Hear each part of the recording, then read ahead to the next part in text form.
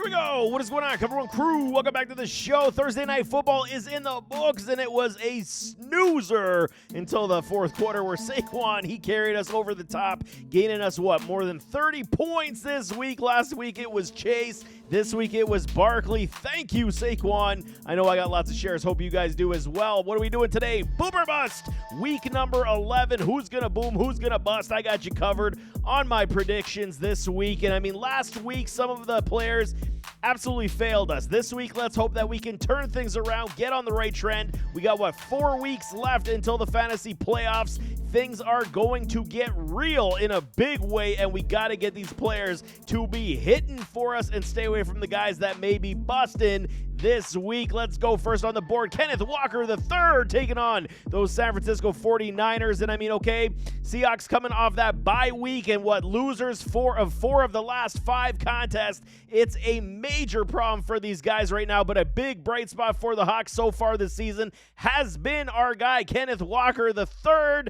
MSU product. We absolutely love ourselves some Kenny, man. He continues to showcase the fact that he is one of the best running backs in the NFL, even though he's not spoken about as such. Love me some Kenny Walker. The only thing halting his ascension basically right now has been injuries so far in his short career. Facing off versus these 49ers, it's a must-win game, man, for both clubs, basically. More so for Seattle as the 49ers are getting healthier and moving in the right direction. I fully expect the Seattle Seahawks to ride a Walker. Got to control some clock. Got to open up some play-action pass. And Walker's been an absolute beast. Booming at an 85.7% clip, y'all. And I'm telling y'all, rates at this, he's going to be shouldering the load once again this week. Control some clock. Keep the 49ers on the bench. I'm calling a boom coming off a bye for a Kenny Walker. Travis Etienne taking on the Detroit Lions. It's been regrettable. What else can I say? This season has been so bad for these Jags and my dude, Travis Etienne. Dealing with a hammy injury for most of the year, losing touches in the process to a Tank Bigsby. And adding more hurt to injury. Trevor Lawrence, Sunshine, he's also dealing with an injury as well, that shoulder, which is trending to miss the second straight contest, leaving this offense to once again roll with Mac No Money Jones. It's been bad. What else can I say? While I still did have hope for a Mac Jones, he looked unprepared. He looked lost, just like his days in New England. And head coach Doug Peterson, he looks lost, and he's going to have to pull something out of his culo. If he wants to get in this game, especially versus one of the best teams in the NFL, in these Detroit Lions, it's not going to be a good day, man. I'm calling a bust once again for an Etienne. It's not good whatsoever. We got to fade this man moving forward. Kareem Hunt taking on the Buffalo Bills, Kansas City Chiefs. Like I mentioned on Trending Players, if you guys missed that show, go check that one out. Very good stuff as well. But Hunt has been an absolute beast coming off the couch, earning a whopping 83.3% on the boom rate since he signed with the Chiefs, coming off that couch, like I'm saying, in replace of an Isaiah Pacheco. Facing the Bills, it's a huge AFC showdown. The Chiefs, they know how to run the football. This is what it is. They will test the Buffalo Bills on defense on the regular. They will try to run the ball a lot. And while it's looking up this week that for the Kansas City Chiefs running back room and Isaiah Pacheco, his 21-day window did open up to practice. But while he could be returning soon, this is one of the bigger problems that I do have with a Kareem Hunt. We got to expel every ounce of skill left until a Pacheco does come back. And I still believe that Hunt's going to have a role even when Isaiah does come back to the fold from his injury. This could be one of the last games we see of top-end volume for a Kareem Hunt. I'm trusting Hunt all the way to the bank. Boom! Once again for this man who seems to not age at this point, man. Alexander Madison taking on the Miami Dolphins. And these Las Vegas Raiders, they've seen better days. It's not going to be good. It's not going to turn around this season.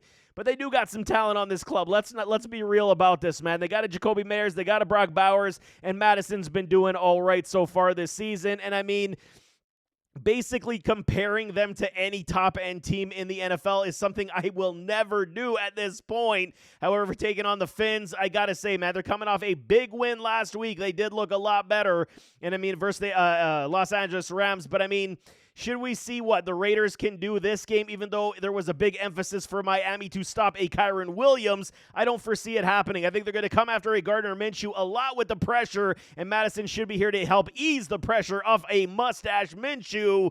Vegas definitely has a chance. Get into the red zone. Matty should get his shot to score, even though they do like inside the 5 to run with a Zamir Zeus White. I do like Matty this week to get a definite upside in reps, and potential garbage time is definitely likely here. I'm saying it's a decent helping of volume. He's got volume upside for days. That's why I'm calling a boom for a Matty this week. Might be a little tough, but I mean, with bye week troubles that we do have, we got to search for some of these guys this week. Deebo Samuel taking on those Seattle Seahawks like I'm talking with Kenny Walker III. The 49ers, they got a gift last week. They got their boy CMC back, returning to the field from that injury. And I mean, it's also relegating a Mason back to the bench. Deebo is smiling ear to ear because he's got his buddy CMC to remove a lot of pressure off his back. I mean, Brock Purdy, too. Give this guy some flowers. He's played extremely well this season, and I fully expect another sound performance from this offense in a huge divisional contest. And I mean, okay, even though Deebo continues to be quite fragile in football terms, he gets injured still quite a bit on the regular. Every single game, he's nicked up everywhere.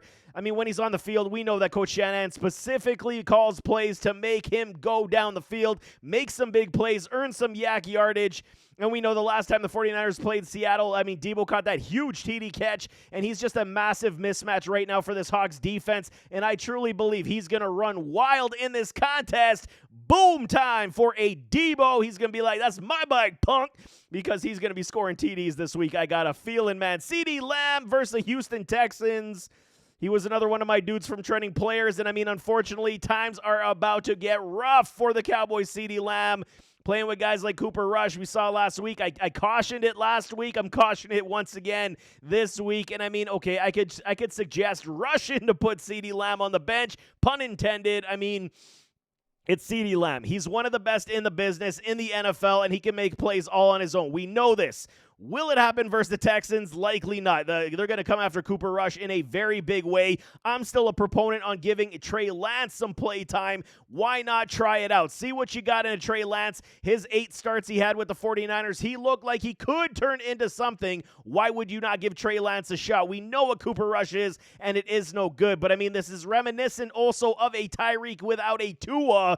Now we got Lamb without a Dak. It is not, and it could go sideways very, very fast. I mean, I get we have to play Lamb. This is the biggest problem. Like, we got to play a Tyreek because of where we drafted him. There's probably not a better option, and because of the skill set that we know that CeeDee Lamb does have of being the elite wide receiver, we just got to temper the expectations for one of my favorite wide receivers in the league. I'm calling a bust this week right now due to Rush. I cannot promote it whatsoever. I mean, I get you got to play it, you got to start it, but it's not going to be good whatsoever, man. Jameson Williams taking on these Jaguars. And I mean, okay, sometimes teams just figure out how to win games. The Lions, amidst all the Jared Goff interceptions, he had 5 of them, can you believe it? And they still won that contest. They found a way to pull a rabbit out of their hat. And I'm telling y'all, this is a cupcake matchup to get right in a big way versus the Jags. However, this could go 2 ways. Extremely soft play in nature, to not injure any of their talent and hope just to get out of with the Jags with a victory. Or we could see them go extremely heavy tune-up in a big way after last week's poor showing, and I'm kind of leaning to the latter on that one. Detroit definitely needs to get Goff going on the right page because last week was not good, so that means throwing a decent amount in the first half at least, and JMO could be a big beneficiary of that. 1 game back so far from the suspension. I mean, he looks to get back to the good books. What do you have? Under 7 points last week. I mean, holding a 57% boom rate as of today. I fully expect a peppering of targets to a JMO this week. This speedy wide receiver kind of giving Amon-Ra something of a break this week. You're kind of feeling it a little bit that Amon-Ra might take a haircut when it comes to his target usage, where they might utilize others and lean on this ground game like they do. I'm calling a boom for a JMO. You got to believe a long TD shot is coming for this man. Calvin Ridley taking on the Minnesota Vikings. Okay, and I'm telling y'all right now, the Titans, they are a strange bunch. Big-time enigmas. Sometimes they look great, others they look awful. And I mean, playing Will Levis last week did show better signs than we have seen most of the season. Especially, I mean, defeating a Ridley to what? A nice 22.9 points last week. This week, though, you're taking on a Vikes team who also did not look good last week. And I mean, they're going to come after a Will Levis a lot. They're not going to allow a Ridley to break free. And I mean, holding what, a meek 33% on the boom rate right now. Ridley is a very risky play on most weeks anyway. And now you're playing a defense that's absolutely been lights out all season long, creating turnovers and creating mismatches. And I get it, man. The bye week troubles, it may force us to play a Calvin Ridley right now and have to force us to suit him up in our lineups. I do not like it. I think in one league I am forced as well to play a Calvin Ridley, but I am not feeling good about it whatsoever. And I mean, I'll play it on the safe side here for everybody else that has other options. Garbage time might be the only thing saving him on Sunday. I'm calling a bust once again for a Calvin Ridley. TJ Hawkinson, okay, staying in the same contest versus Titans. I mean, okay, the Titans, I mean, they're going to have their hands full. Justin Jefferson, AJ, Aaron Jones, and now with TJ Hawkinson, he's back in the mix. What did I say 2 weeks ago? I said I needed to see what Hawkinson was going to do coming off the ACL, see how he'd be moving out there. And I mean, he played okay. He took a couple hits. He looked no worse for wear. And then I confirmed last week that he could get about 10 points, but I still wanted to see his usage sprinkled in. He got 11 last week. So everything is panning out the way I had envisioned. And I mean, even still right now, the Vikings, they had a terrible contest last week, left us all, dropping in the dust. I mean, we're looking in every direction for more points, and it just did not come last week. This week, though, just like the Lions, you got to say it's a get-right game in a bounce-back big way. Minnesota should come out firing on all cylinders, and I mean, leaning on Hawk is going to be very reliable moving forward. I truly believe it. I think his target share is only going to increase, especially with the fact that they're not using an Addison the way they should. I'm calling a boom for the second week in a row for a TJ Hawkinson. Cole Kmet, man, taking on the Green Bay Packers. Okay, the Bears fired their OC this week. It hopes to create a spark. We saw it with the Saints last week. Hopefully it's something can, pan out for these Chicago Bears. And I mean, maybe we see some better concepts out the gates, but I really got to take pause on this Bears team right now. Kmet's been very unreliable overall due to Caleb, due to the poor play calling. Kmet's a good tight end. I mean, what else can we say? He has not been involved in this offense, and that's the biggest problem that he does face right now and why we can't trust him in fantasy football, especially when we get into the red zone. He should be targeted heavily in that red zone, and we just haven't seen near enough to feel any, warm and fuzzy good feelings about it, and I got to still stay the course this week as well. I'm calling a bust for a Cole Kmet. I cannot do it, will not do it, and I don't think you guys should either. Even if he booms, it's going to be a fluke of a situation. Dawson Knox, Buffalo Bills taking on the Kansas City Chiefs, okay? And I'll preface this right off the bat that's saying this evaluation is strictly on the basis if a Dalton Kincaid does sit out this week due to that knee injury that he took last week versus those Colts. It's a massive game for the Bills, massive game for the Chiefs. Bills are going to try to steal home field advantage from the homeboy.